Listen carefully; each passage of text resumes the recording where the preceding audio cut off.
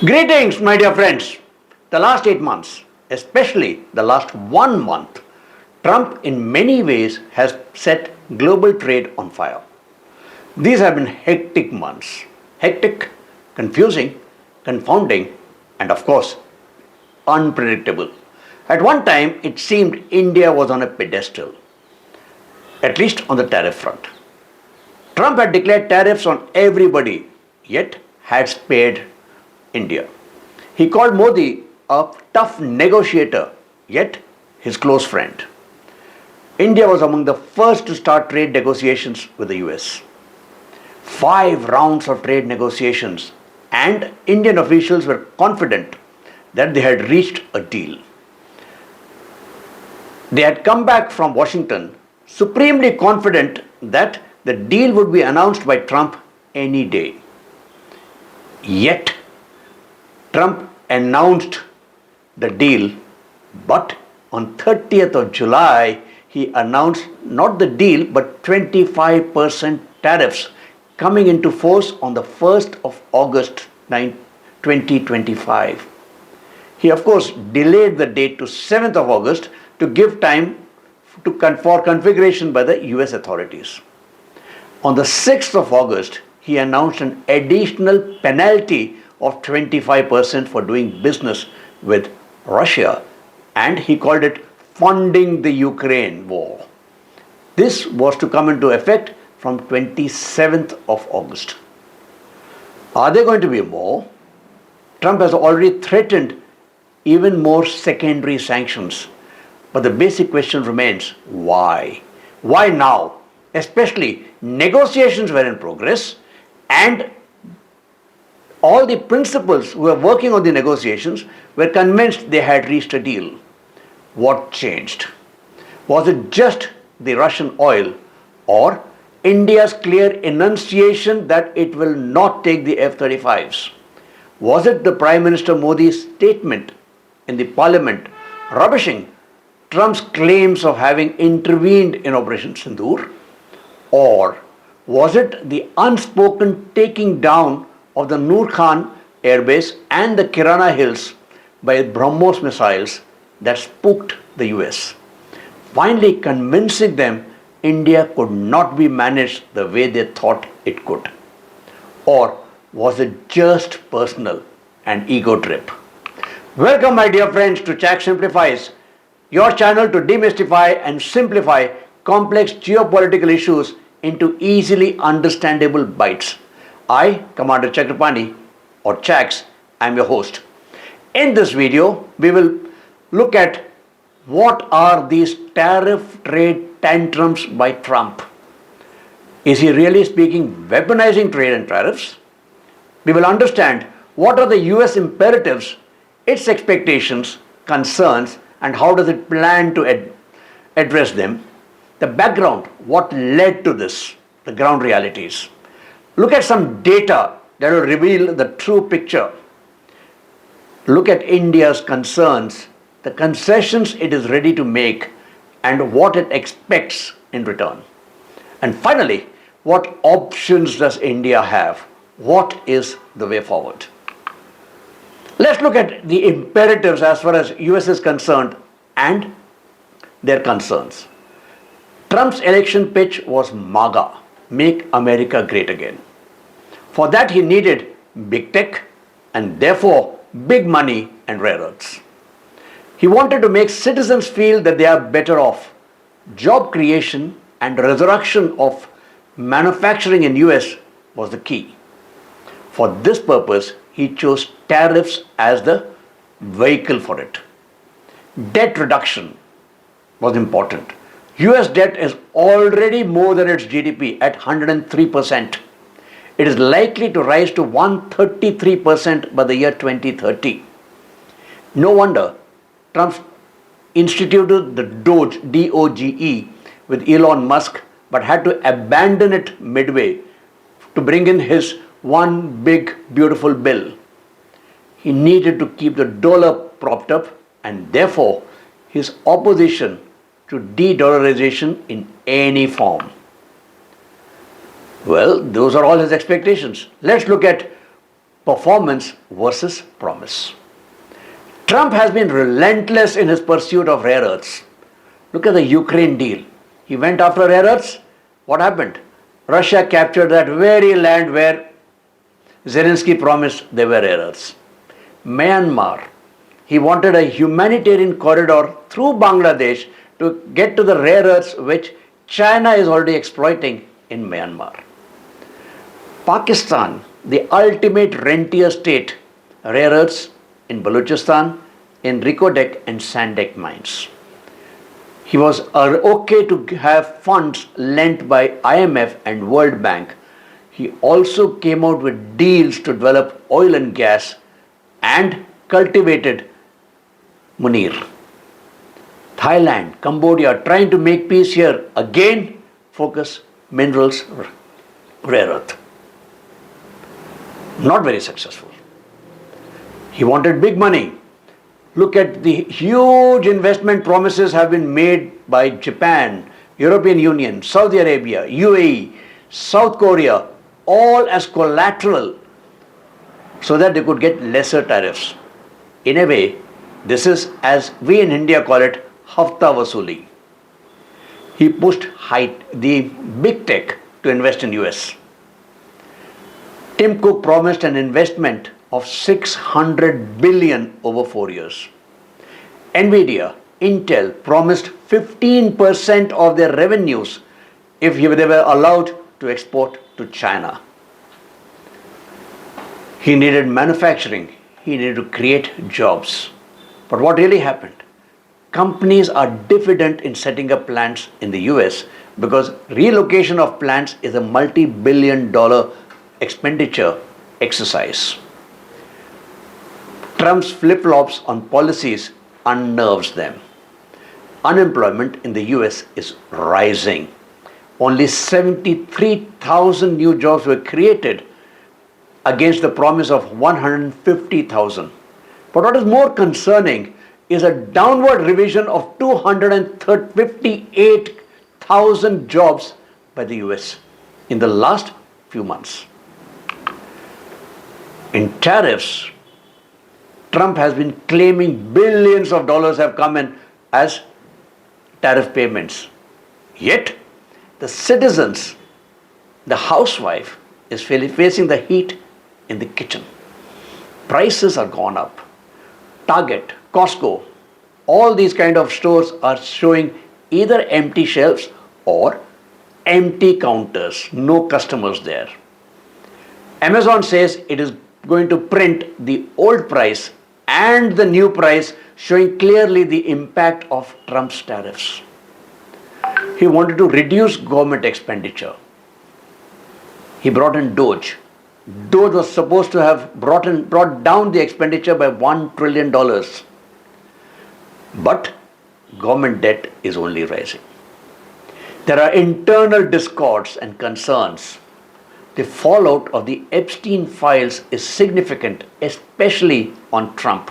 He is losing face, losing ground.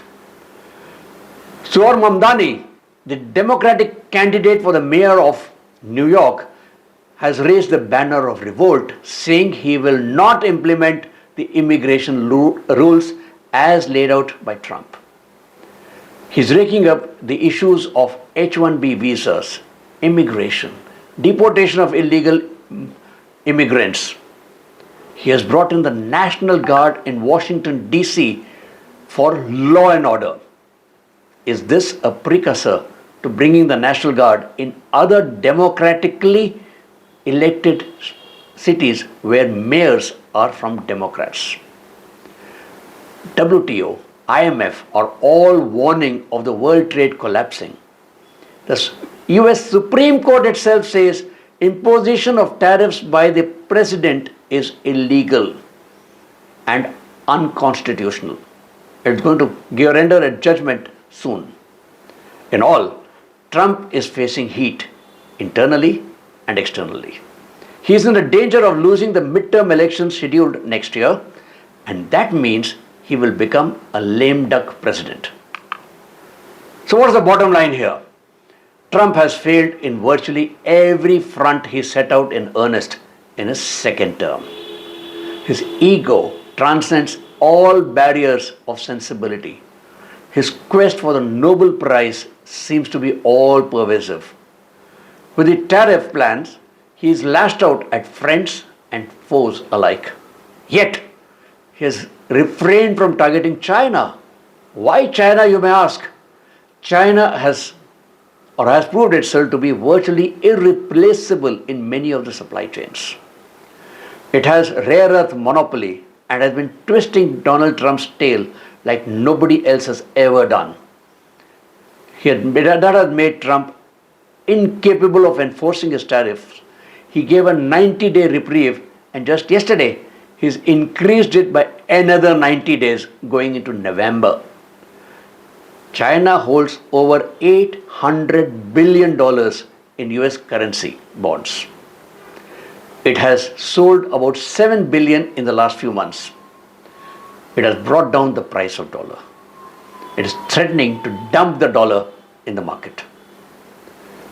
Is there a still more sinister reason for showing magnanimity to China? We will go into it a little later.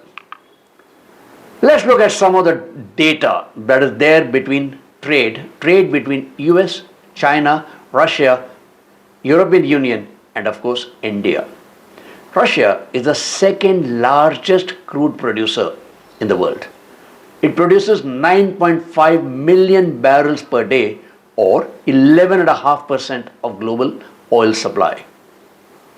US, EU, China, Turkey all buy from Russians energy, besides India. The EU has sanctioned maritime trade in oil, but not via pipelines. It has also got oil from the Middle East, and thereby crowding the Middle East oil market. Prices had jumped to $137 a barrel and threatening to cross $200. The sanctions which US and NATO and EU have imposed are very strange. Even today, Russian gas is not sanctioned. Crude is sanctioned if you ship it through ships. But via a pipeline, it is kosher. Refined crude is sanctioned, but exemptions have been given to Canada, UK, and Switzerland. Russian fertilizer, nuclear fuel, minerals are not sanctioned. Ukraine till January 2025, just a few months back, was earning $800 million every year in transit fees from Russia so that oil could go by pipelines, gas could go by pipelines to Europe. The US continues to have trade with Russia of over $3 billion with palladium, uranium, and fertilizers. This trade has grown by 37% in the last few months. It has allowed sanctions and the waivers from these very sanctions till the year 2028. So, who is funding Russia in the Ukraine war? The NATO plus US plus EU put a price cap of $60 to a barrel as far as Russian crude is concerned. India has stuck to that. The US asked India to buy Russian oil. Why? Because oil prices, like I said, were jumping. They had already reached $137 and were threatening to cross the $200 mark. The US asked India to buy. It begged India to buy. And Indian oil imports from about 0.2% in 2022 jumped to 36% from Russia. EU plus Turkey have paid $143 billion for Russian energy. Contrast this with only $120 billion by India. Don't forget, US continues to trade with Russia. So let's take a look at the history of trade deficit, because trade deficit is what Trump wants to address through tariffs. Look at the trade deficit between US and China. US and China trade was negligible in the beginning. It rose dramatically from the year 2001 when US got China into the WTO. At that time, it was $80 billion. Today, it is $295 billion. US and the European Union, the trade deficit was 17 billion in 1997. It is today 236 billion, and this does not include the expenditure US incurs in providing security cover through NATO for Europe. Contrast this with India. The trade deficit with India was 11 billion in 2005. It is today 45 billion. India's exports are approximately 87 billion. Out of these 87 billion, almost half, a little over 40 billion, are exempt from tariffs. Tariffs impact only about 45 to 47 billion. Take a look at the top 10 items of trade between India and US in terms of sectors, in terms of value.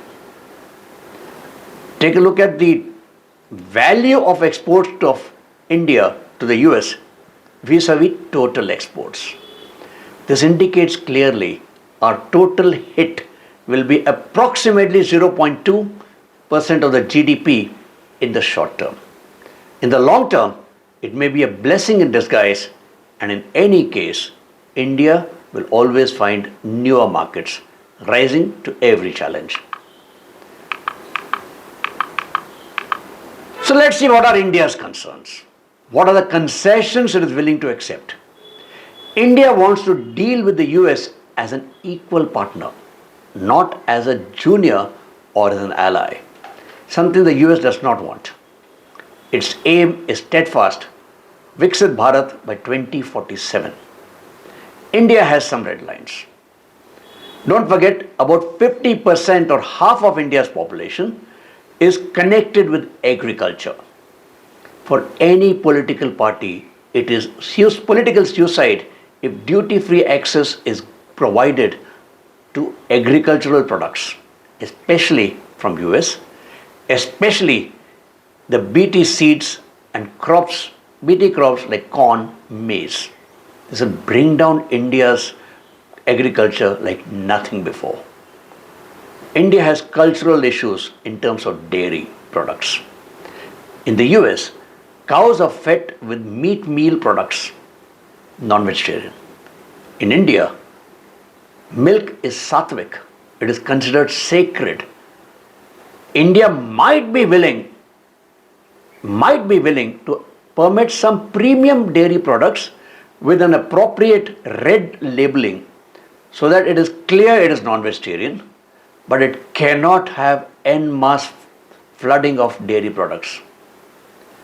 India's MSMEs produce leather, cotton, apparel, gems, jewelry, all these products, and they need protection as they're labor intensive and for India sensitive and critical for employment. India has expressed its willingness to offset the balance of trade, the $45 billion, with purchases of energy. It committed to over 10 billion in energy purchases. A 10-year defense cooperation framework was signed when Prime Minister Modi went last time, that is in Feb 2025, and India is already in the process of purchases of multiple defense equipments from MQ-9 Reaper, considering the Striker, Javelin, the GF-404 and the F-414 engines, many more to follow. India is willing to make investments in the US. Modi and Trump had agreed to increase trade to 500 billion by the year 2030. Yet, Trump seems to be hell-bent on scuttling this. Let's take a look at the timelines now and see how did this cookie crumble. On the 8th of Feb 2025, Prime Minister Modi visited the US. He signed multiple deals, including, like I said, boosting of trade to 500 billion by 2030. In March 2025, the bilateral trade agreement negotiations start with the US. Like I said, we were the first or among the first of the bloc. Till mid-July, 5 rounds had been held and India was spared of any major tariff imposition except the basic baseline tariff. In mid-July, the Indian team returns from US, confident that agreement has been reached, confident the president will announce it in a few days. In mid-July, Trump issues a 50-day deadline to Putin to stop fighting in Ukraine. On 27th of July, Trump and Ursula von der Leyen reach an agreement on tariffs for US and EU. EU virtually gives in to Trump and his demands. On 28th of July, Trump announced the reduction of the 50-day deadline to Russia to just 10 days. On 30th of July, Trump drops the bombshell on India. He posted on Truth Social India's buying of Russian oil and he would be imposing tariffs on India. He would also impose unspecified penalties for Russian oil purchases with effect from the 1st of August. The Ministry of External Affairs statement was very simple. It just said, we are taking note and studying it. The Government of India attaches great importance to protection of farmers, entrepreneurs and MSMEs and will take steps to protect our national interests. A very measured response. On the 31st of July, Trump starts quoting Pakistan with an oil deal. Where is the oil is the question everybody asks, including Pakistanis themselves. He then comes out with his Truth Social remarks, I don't care about Russia and India, they can take their dead economies anywhere. The tariff map comes off, but Trump spares pharmaceuticals, electronics, services from tariffs. Effectively, only 50% of the tariffs would be imposed, tariffs would be imposed only on 50% of our exports. India's response was dignified, cautious, came up with data points and called it unfair and unjustified. On the 2nd of August, in an address to his constituency, Prime Minister Modi said, Indians must focus on Swadeshi goods, buy goods that have some part of Indian sweat in it. On the 6th of August, Trump announces a punitive tariff of 25%, a 21-day window for implementation. These tariffs come into effect on 27th of August. He issued threats for even more. On the next day, 7th of August, the Prime Minister Modi at the MS Swaminathan Centenary International Conference in Delhi stated, for us, interests of farmers are our top priority. India will never compromise in the interests of its farmers, dairy farmers, fishermen. I know I will have to personally pay a heavy price for it, but I'm ready.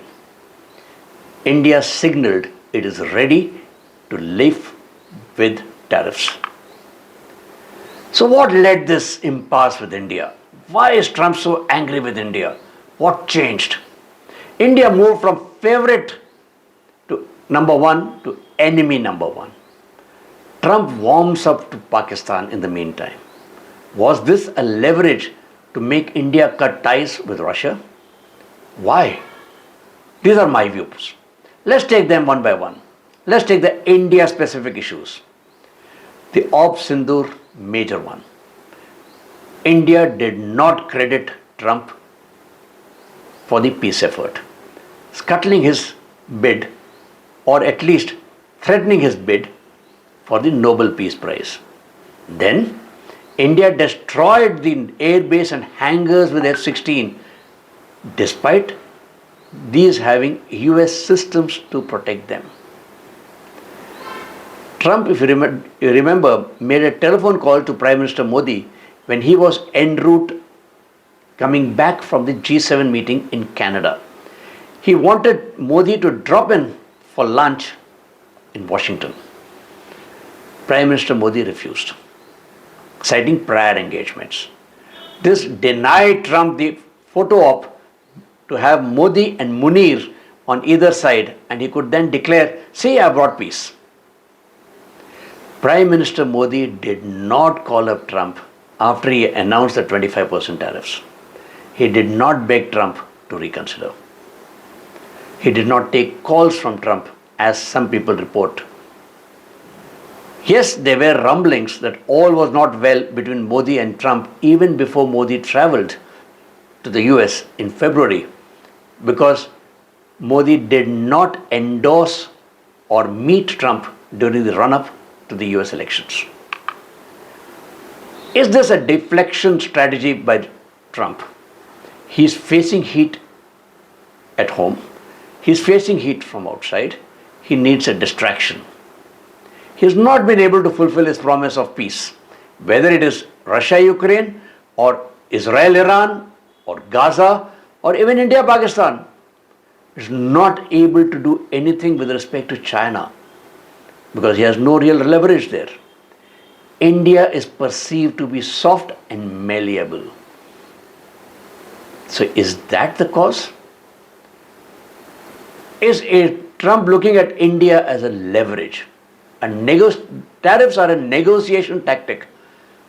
Remember, he forced NATO to increase its expenditure on defense to 5%, effectively create a shock, awe, and then offer something at reduced values, expecting people to jump. He wanted India to sign an unfavorable deal. Tried to choose a moral high ground to portray India as funding the Ukraine war, in many ways bring pressure on Russia so that India could then talk to Russia and get Russia to the negotiation table. Appearances are everything. Trump is a bully. He has to appear tough. He's lashed out at everybody. Ukraine, European Union, Japan, South Korea, Vietnam, they've all bowed to him. But Brazil and India seem to be holding out. Trump wants to take hard decisions, but he cannot take them. He can't do anything with China.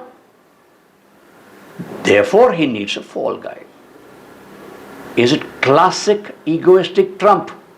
All relationships based on current transactions. He loves pomp and show. Look at the way Prime Minister Keir Starmer of Britain had him running around in circles with a letter from the King and an invitation to Buckingham Palace. The UAE royal family gifted a $400 million Boeing 747. Tim Cook gifted a glass plaque on a 24-karat gold base with Trump 2025 written on it. A $5 million contribution by Musk to Trump's election campaigns, bringing in some peace on that front. His pursuit for Nobel Prize he's been seeking recommendations from all and sundry: Cambodia, Israel, Pakistan, Armenia, Azerbaijan. And don't forget the White House press secretary also saying Trump deserves a Nobel Prize.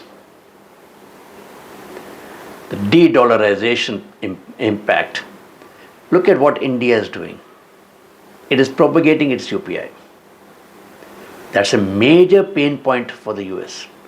With immense internal debt, US does not know how to reduce spending.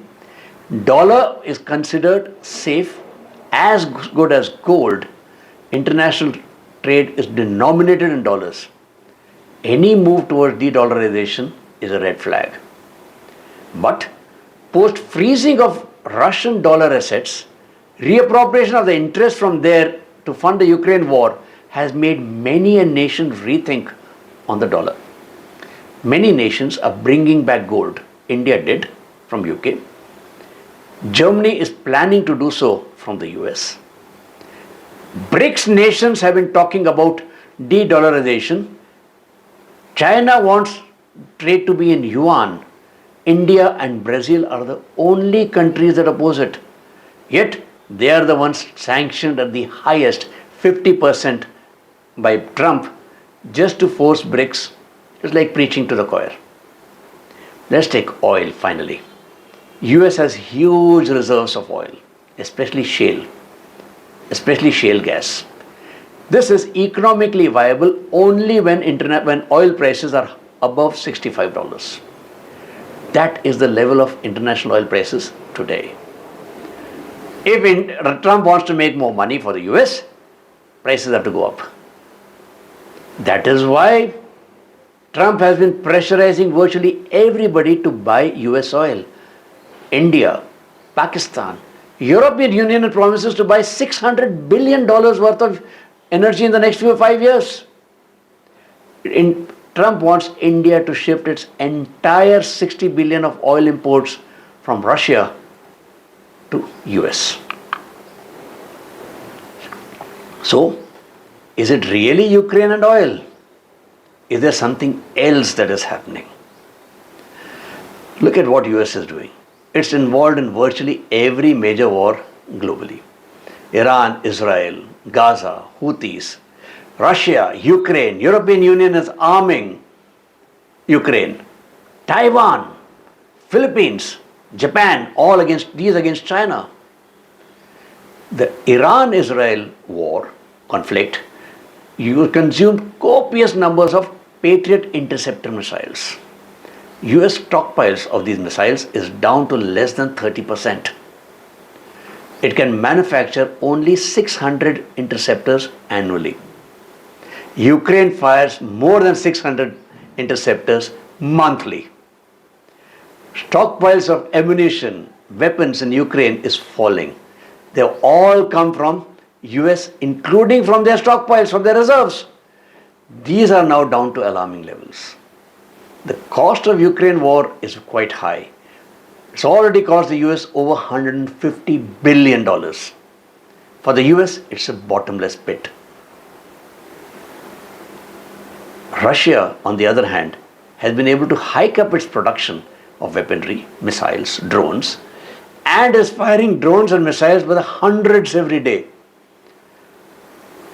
US needs to stop this unaffordable conflict with Russia, or it will be at a major disadvantage with China, especially if China decides to attack Taiwan. China, if you remember, of late has increased its belligerence against Taiwan, Philippines, and in the South China Sea. When Trump came to power, he was all for inclusion of Russia back into the G7, call it G8, and called Putin his friend.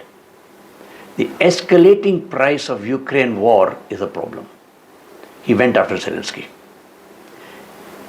He wants victory over Russia. Russia cannot lose unless its economy is choked. To choke its economy, oil is the medium which Trump has chosen. Yet, Trump was reluctant. Trump was reluctant because EU was buying gas, energy from Russia. His own allies were doing so. In mid-July, he gave Putin a 50-day window, cut it down to 10 days. He cannot get the UN to sanction Russia for oil. He cannot act against China. Therefore, he is using India, the softer target, hitting at Russian oil, the lifeline to its economy, and feels India can arm twist Russia into stopping the Ukraine war.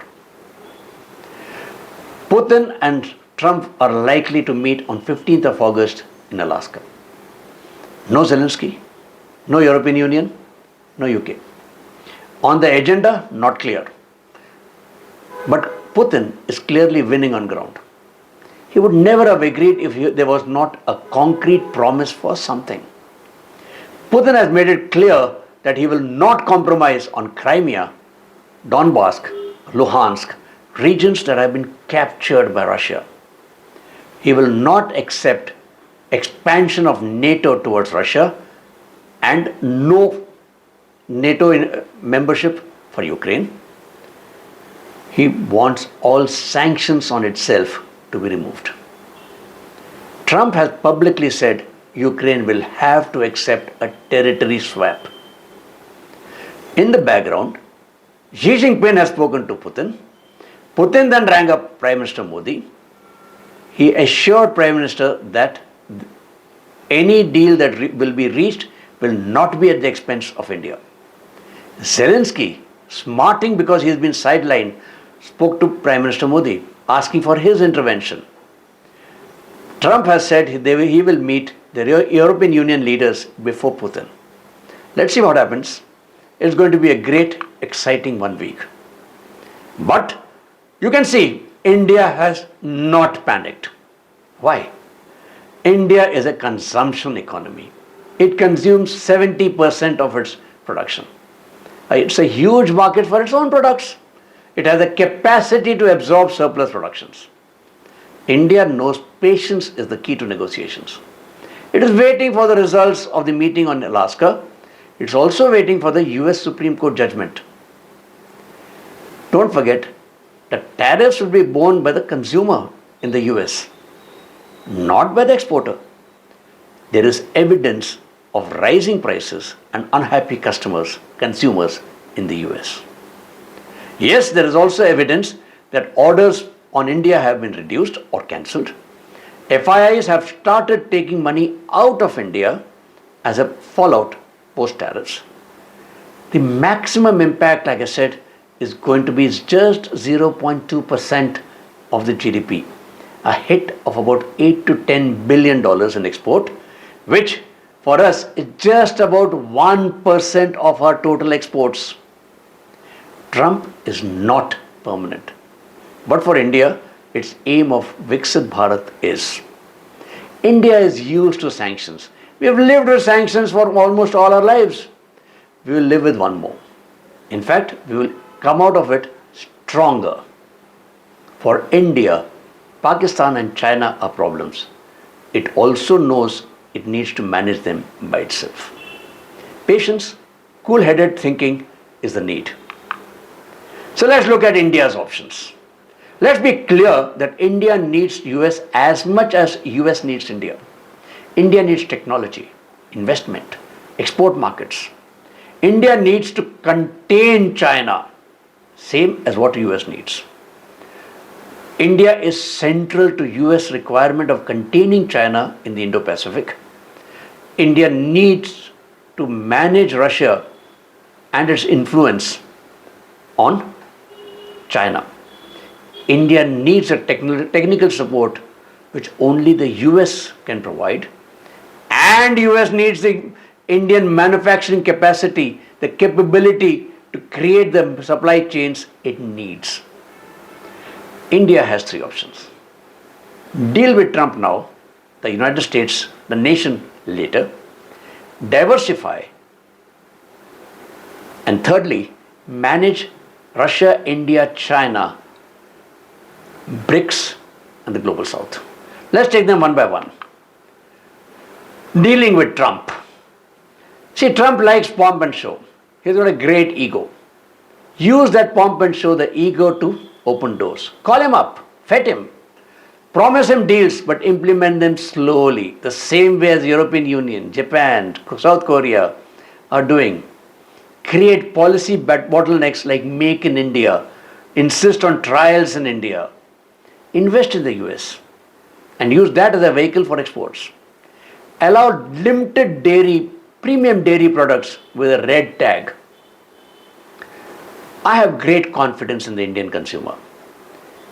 There was a time in which Domino, Pizza Hut, McD, these are all considered premium outlets.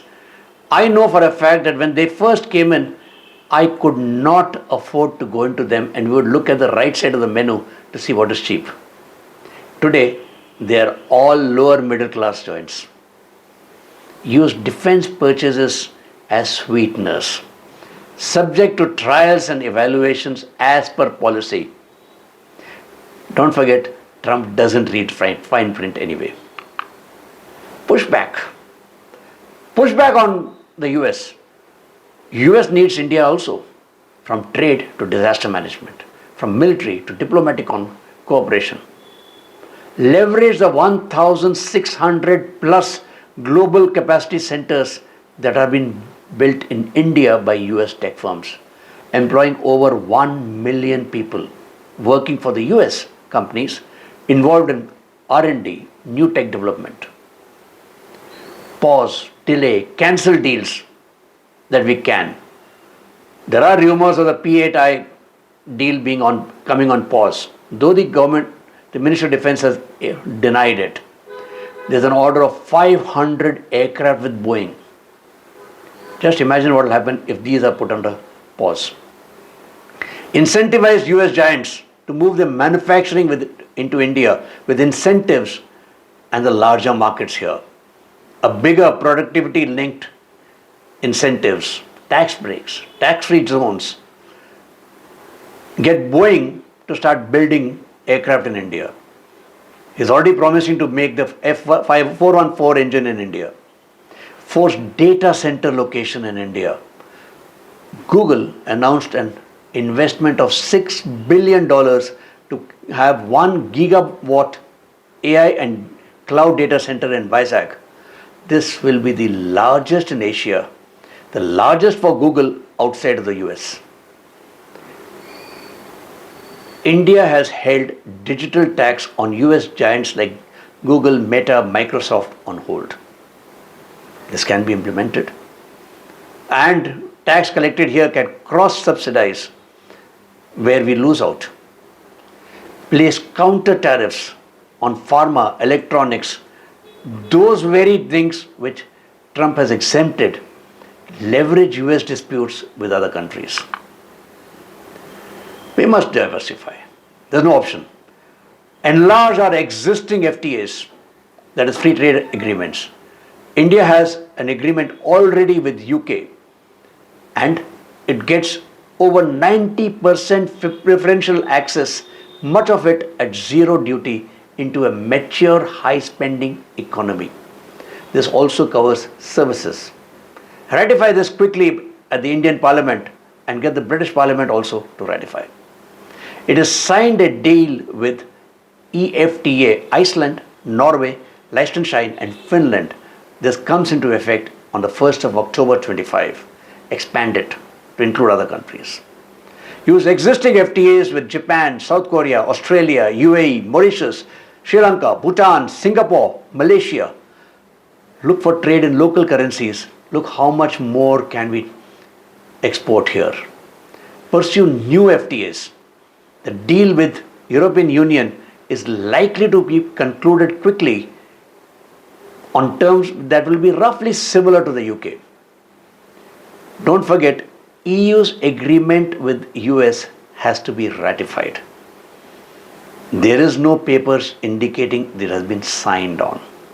Ratification by 28 parliaments will take time and it seems unlikely. India can focus to diversify into countries badly hit by tariffs from Trump. Brazil, Switzerland, Canada, France, Israel, Egypt, Germany are all ripe for picking. India can leverage the BRICS and the global south. Don't forget, President Lula of Brazil is coming to India later this year. Prime Minister Modi travels to China for the SCO summit in a few days. President Putin is to come here. There's a new agreement likely with ASEAN. Similarly with many other countries of the global south. India needs to focus on the defense ecosystem and incentivize foreign countries to make in India and export. Develop new markets using the IMEC engine. The Saudis, Europeans are keen this happens and happens quickly. go after INSTC, the route bypass Azerbaijan into Central Asian republics, Eastern Europe and Russia. This, dear friends, is a golden opportunity for India to do all those reforms it has been hesitating to do so. It needs structural reforms both in the military and the economics. Land, labor, capital, all need urgent reforms. Invest more in R&D, semiconductors. Why restrict to only 70,000 crores? Increase it to many times. Focus on rare earths. Let's look at the cards that we have other than these, the diversification one. The RIC, Russia, India, China is a good card. It's a good card to show. But India and China have enough trust deficiency. India gets quoted by China of a Hindu proverb, and China wants to cultivate India today. Tomorrow, it'll be back with Pakistan. Yet, the major issue with China is our border. If for some reason, some golden moment, the border dispute is sorted out and signed, then maybe there is hope. The Russian market is limited. It is not comparable with US. Russia also is preoccupied with war with Ukraine and thereafter will be preoccupied with rebuilding. Rebuilding will definitely give India a fair amount of opportunities. India can leverage the BRICS, develop the Brazilian market to make inroads into the South American markets. Now you will start understanding what Prime Minister Modi was doing with his visits to various countries of global South in the last couple of years. So where do we go from here? As far as India and US are concerned, the gloves are off. India did the world a favor by buying Russian oils. Yet, it's bang in the center of tariff tantrums by Trump, while China is being quoted. As per the WTO, these tariffs are illegal. Trump is nervous about the final judgment that could be given by the US Supreme Court on the legality of tariffs very soon. Trump has announced a large number of deals, but on paper, they don't exist. They need to be ratified by the respective parliaments, something that looks difficult today. On the other hand, India is held in high esteem by the global South, especially after COVID. India started diversifying from 2022 itself. India had support of 129 countries during Sindoor. India is on a strong wicket with respect to energy security, with over 40 suppliers identified and contracts in place. India will not be greatly impacted. On the other hand, just as an example, Niara Oil, the #1 supplier of diesel and aviation fuel to the European Union, was sanctioned by European Union with effect from 1st of Jan 2027. Niara refused these sanctions from 1st of Jan 27. It said bring them on now, and said we will only do on cash and carry basis. Microsoft implemented these sanctions on Niara, but within days had to go for an out-of-court settlement. There are reports that India may get Russian oil at about $42 a barrel, a significant reduction from the $60 to offset losses due to tariffs. We were talking about China and US. Trump's tariff map has changed constantly, turning India from a partner into an adversary. So what is cooking here is an old G2 plan, that is US and China together to divide the world between themselves as spheres of influence, back into reckoning. Munir has been traveling from US to China and is now back in the US.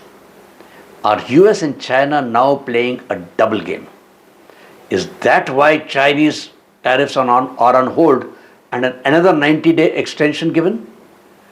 US has approved sale of Nvidia's H20 military grade chips to China despite Congress disapproval. Trump has gone soft on Pakistan. He has been feting Asif Munir at the White House. And now, in Florida, Munir has been making irresponsible statements here. So, is Munir doing a reverse Kissinger, bringing US and China together all over again for a G2? India needs to have a whole of nation approach to ride out the storm. It has a number of measures. In the short term, it has to be defensive, protect the vulnerables. It is preparing a 20,000 crore plan to export to help exporters to sell elsewhere.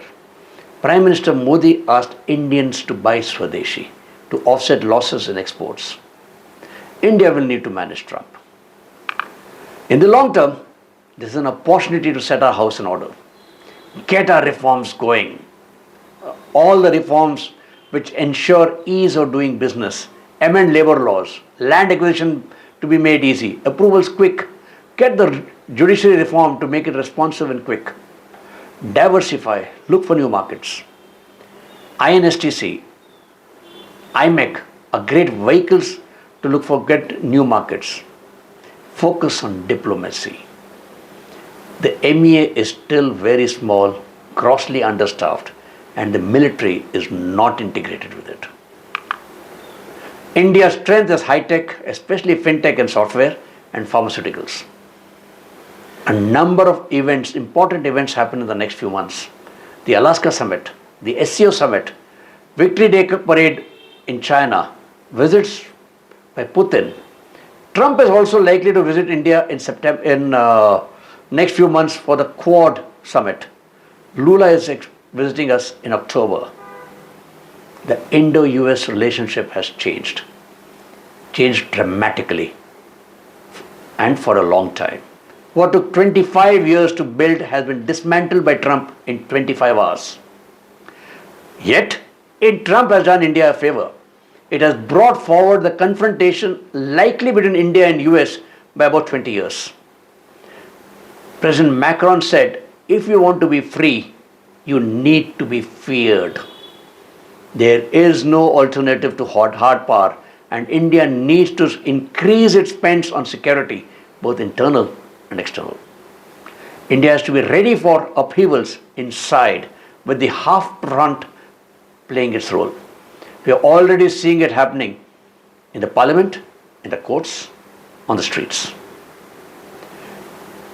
The ex-Prime Minister of Singapore said, the world can live without the United States.